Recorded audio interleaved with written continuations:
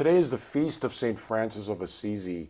One could plausibly argue he is the greatest saint, certainly one of the greatest saints in the history of the church in terms of approaching Christ-like faith, compassion, and just love for the Lord.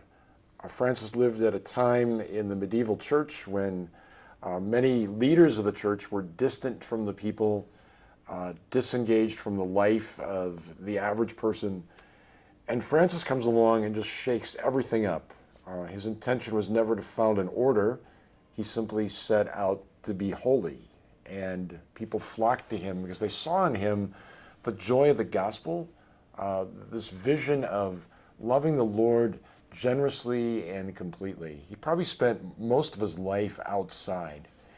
And because of that, he saw God's fingerprints on all of creation, and we see that beautifully and indeed poetically expressed in his Canticle of the Sun.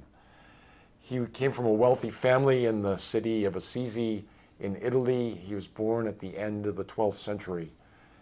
And after kind of a youthful life of carefree dissipation, he became a soldier, was wounded in a battle with a neighboring province, spent time in prison, became desperately ill, and it was in that experience of suffering that he encountered Christ and embraced a very different life.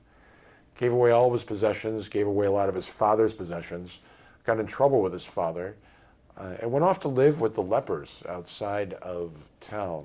And in many ways, people saw him as this radical figure.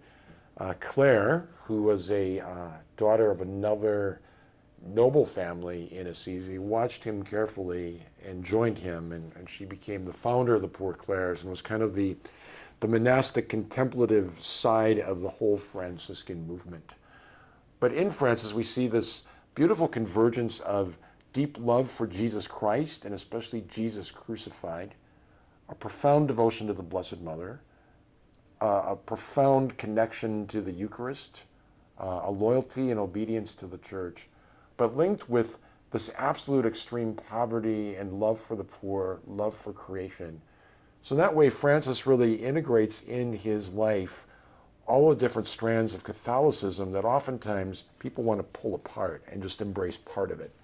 He holds all of it together and challenges us to look at the totality of Catholicism and live it with integrity, passion, generosity, and conviction. St. Francis of Assisi, pray for us.